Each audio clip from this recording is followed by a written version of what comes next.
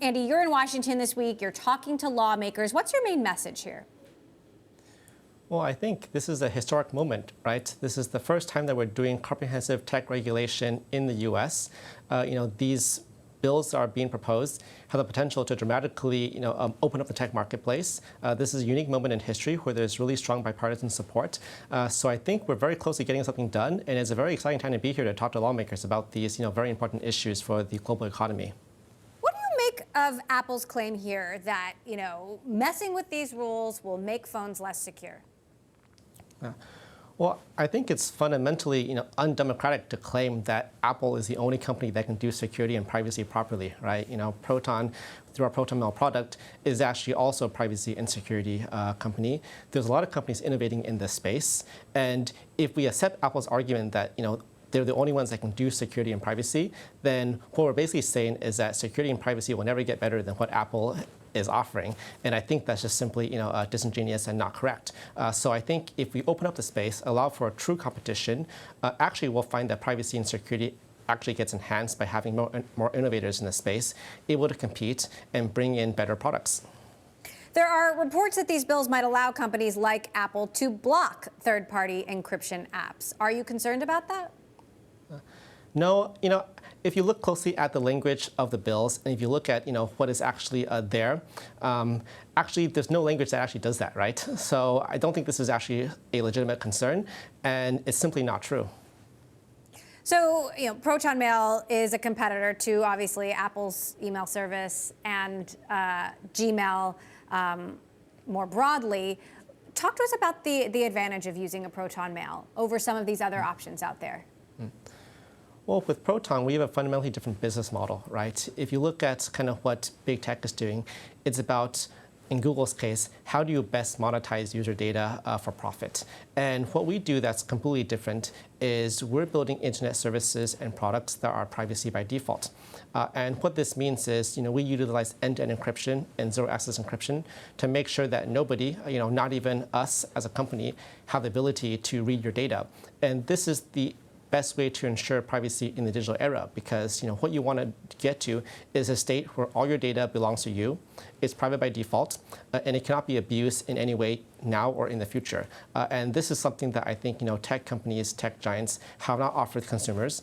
And broadly speaking, if you ask consumers today, they want more privacy, they want more security. And I think our product is one way to achieve that. And by opening up competition, we will make it possible for more companies to be stronger on privacy and security and get these products out to more consumers.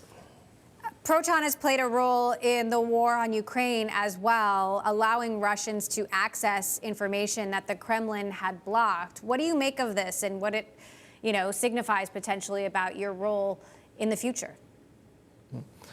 Well, fundamentally, technology today is one of the ways in which democracy is spreading and surviving and actually being defended, right? So if you take Russia, for example, you cannot really live in Russia today and get free access to information and discover the truth without using a VPN. So our Proton VPN product is allowing millions of Russians to come online and get information from non-governmental sources, understand what is truly going on, not just in their country, but also in Ukraine and other places around the world. And these technologies often are, at the leading edge of ensuring that freedom, can continue to thrive in the 21st century in a digital era. And I think, this again also ties into the competition piece because, without competition, what is available to citizens in places like China, Russia, Hong Kong, for example, is essentially what Apple permits to be present in these app stores. And this is often extremely limiting because, for example, Apple is in many ways beholden to China, given the fact that it does all its production in China, has it as a major market, and it doesn't really have a lot of independent editorial control as to what apps can or cannot be in the App Store. Now, if we were to open up the app ecosystem and allow other apps to be installed on iOS devices without going to the App Store, then this actually would allow democracy to flourish in many countries because other apps that Apple doesn't want to provide could be provided. So when you look at these bills from Senator Klobuchar and Blumenthal, are they good to you as is? Do they need to be changed? Well, I don't think we want to have perfection be the enemy of the good here, right? These bills actually go quite far. A lot of the things that we have and are seeing in the bills today, even 2 years ago, people who are campaigning for more regulation and more competition wouldn't have even dreamed would be possible. So I think it's definitely a very good step in the right direction. They're not perfect by any means, but I think they will fundamentally alter the internet market, the internet ecosystem, and really lead to more innovation, more consumer choice, and more competition. So it's something that is good for not just for the U.S. but also for the whole world in terms of future economic opportunities and also giving consumers what they really want.